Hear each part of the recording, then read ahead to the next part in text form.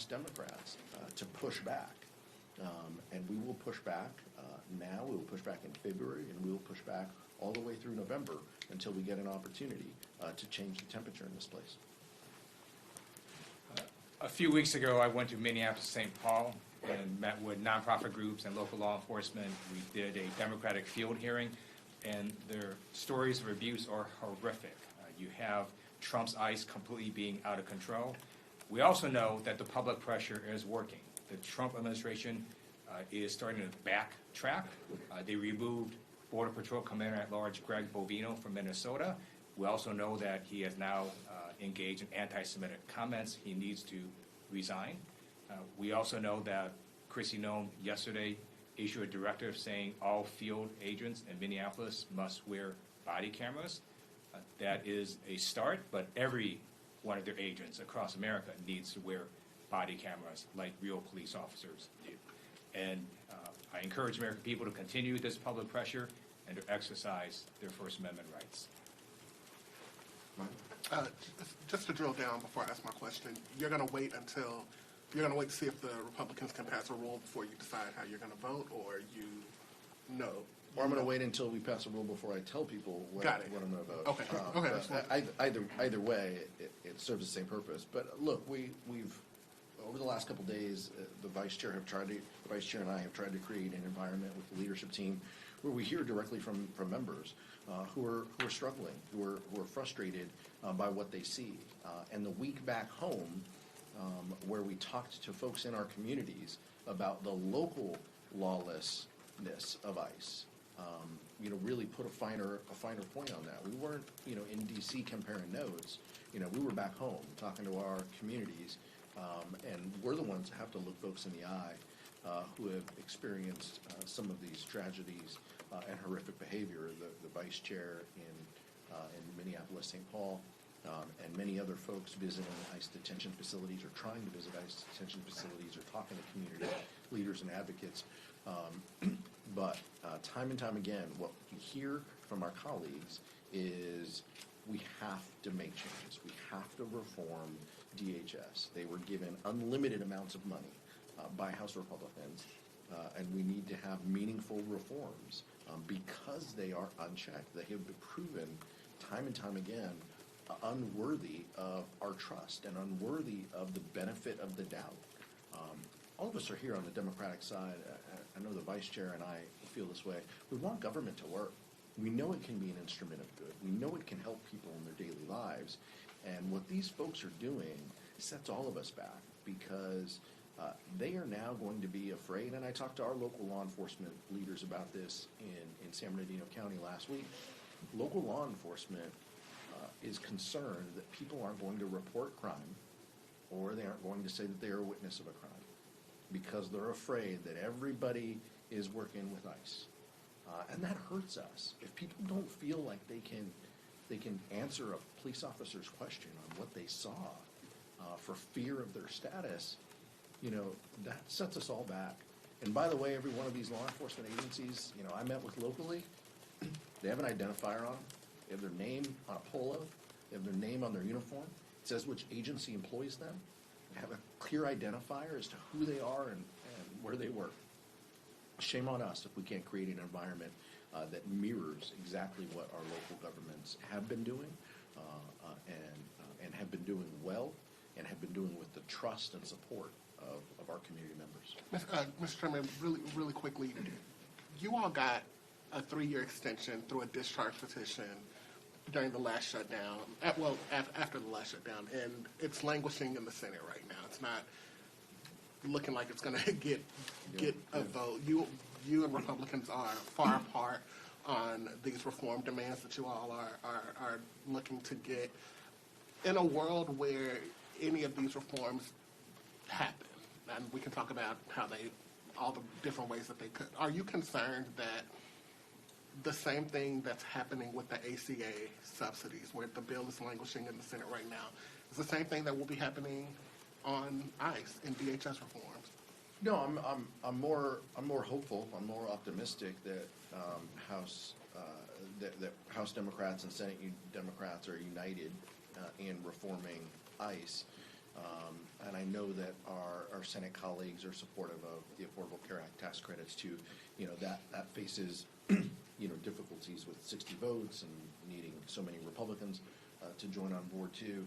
But I will tell you that in the conversations I've had with a small amount of senators, it leads me to think that they are united with us. They want to stand, with us to reform this terrible agency, and they're willing to, stand up and speak up and use their voice and their platform and their vote in order to make that happen, because they see what we've all seen. They see that this administration is trying to tell us, don't believe your eyes, trust us, and we know that they're not worthy of that. So, I feel confident in the strength of the House Democratic Caucus and our unified purpose and message. No matter what the vote outcome is, we're going to walk out and we're going to be focused on how we get rid of Kristi Noem and how we ensure that DHS is a reasonable organization, and that's going to take significant reforms to get there.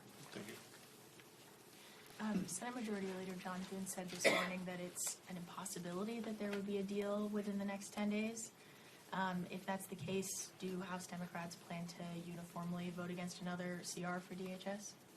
One step at a time. We got the rule vote in front of us this morning, and in the afternoon we have our vote. I'm not going to presuppose what's going to happen in 10 days today, but I will tell you that it's been shocking to see that House and Senate Republicans don't even want reasonable reforms to this lawless agency. They're seeing the same numbers and the same polls we are. The American public is standing with us and asking us to do something, and John Thune and Speaker Johnson are willing to just do nothing. They're willing to just let the status quo continue. House and Senate Democrats have said time and time again that that's not going to happen. Andrew, no? Grassroots groups, progressive members have said that letting DHS funding continue to lapse is in itself the leverage that is needed to do things like get Kristi Noem out of office, to get significant reforms at ICE, including beyond body cameras and things that folks say are not significant enough in the aftermath of these Minneapolis shootings. What will you say to the base when inevitably there are enough members who have said they're going to vote to pass the government funding bill on final passage? What will you say to the base when they say you guys have just given up your leverage? What I'll say to all of you and what I'll say to the members, first, we got to see what happens with this rule vote. You're making an assumption that this package passes in the afternoon, and I think that's fair. That's fine. I'll play along. But what you'll hear from members and what you'll hear us say to folks, inside, outside, whatever organizations you call it, is, we have more opportunities. We have more opportunities for leverage, not 6 months away, not in the next appropriations cycle, not September 30th. We have some opportunities to make our voices heard in the next 10 days. And if we can build a coalition that includes our Senate colleagues and includes the American public who are seemingly already with us, that's a good first step. So that's what's in front of us. We'll see what happens with this vote, but I feel very confident saying that House Democrats are going to emerge and to say we need reforms on ICE. We have a list that we want done, and we aren't settling for half measures. And if Leader Thune and Speaker Johnson don't want to come to the table and negotiate real reform, then they're going to have to explain to the American public why they're shutting down agencies. And maybe that's something they're comfortable doing, but that's not going to be on us. It's going to be on them approving the lawlessness of ICE without making simple reforms that respect the First, Second, Fourth, 10th Amendment, and tries to offer some level of accountability and oversight over these agencies. Thank you, Chairman. It appears this deal we're voting on today stems from Leader Schumer talking directly to the White House. Do you feel that House Democrats are being included enough in those conversations, especially if we get down to the road of negotiating possible changes to ICE later on? I don't think we were party to that conversation, last week. That's fine. Look, we play the cards we're dealt. We're voting on the measures that are on the floor. I'm not interested in playing parlor games over, who talked to who or hurt feelings about, missing a phone call. I don't care about that. My colleagues don't care about that. This is the vote in front of us. This is what we have. We have a rule vote coming up shortly, and then we have the full bill that includes the full year funding measures for the 5 agencies and the 2-week CR for DHS. That's in front of us. We've been asking for simple reforms to this lawless agency. We're going to continue to work with the American public and build a coalition that gets that accomplished, because nothing's going to change until we actually enact meaningful reforms to this agency. I wanted to ask in regards to the Clintons agreed to testify ahead of the contempt vote. Republicans gave them a noon deadline. I'm curious, there seems like obviously several Democrats broke with the party to recommend it out of committee.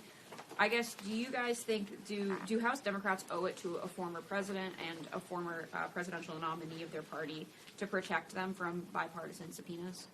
This is about, and I don't want to get ahead of the committee. Robert Garcia and the committee members can talk about their votes and explain their votes, but criminal contempt of Congress is a very serious thing that should be reserved for, we should only vote on something that serious when someone completely thumbs their nose at Congress and doesn't want to, come in and meet. The Clintons have proposed a schedule to me. They've accepted every condition that the chairman has offered.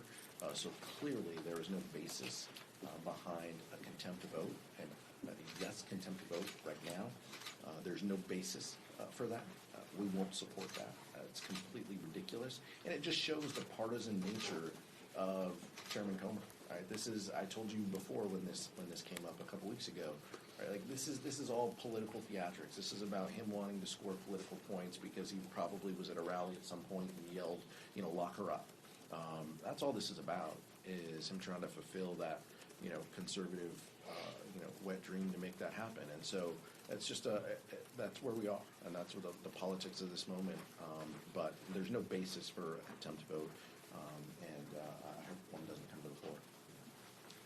So why are Republicans so interested in Bill and Hillary Clinton? It's because they're trying to distract from the fact that Donald Trump is in the Epstein files thousands and thousands of times. In those files, there's highly disturbing allegations of Donald Trump raping children, of Donald Trump threatening to kill children. So I encourage your press to go look at these allegations. And I'm highly disturbed that Deputy Attorney General Todd Blanche just got the law wrong. Yesterday, he said, essentially, that it is not a crime to party with Jeffrey Epstein. Well, that's actually not correct.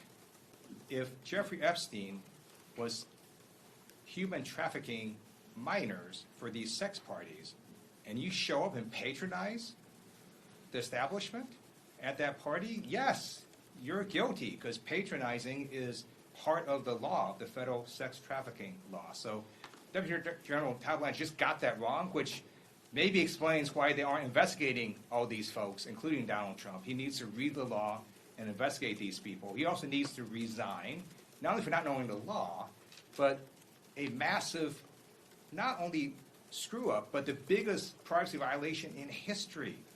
They release a lot of pictures of minors unredacted, just violated the privacy of these girls. It is uncalled for what they did. The one thing that they could not do under this law was to invade the privacy of these women now, who were girls at the time, who were victims of sex trafficking.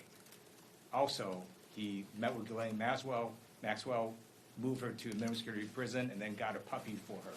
So for all those reasons, he's just got to leave the Department of Justice. Thank you. Thank you.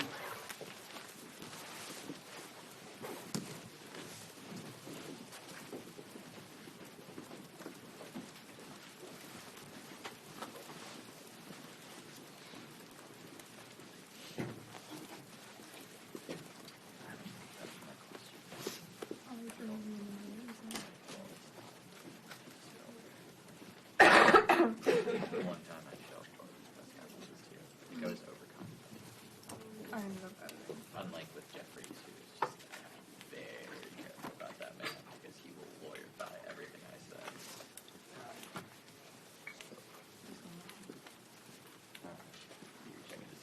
No, I was trying to see if I forgot anything, because I am notorious for leaving specifically my water bottles in here, and then I feel really bad for the people that I will say, despite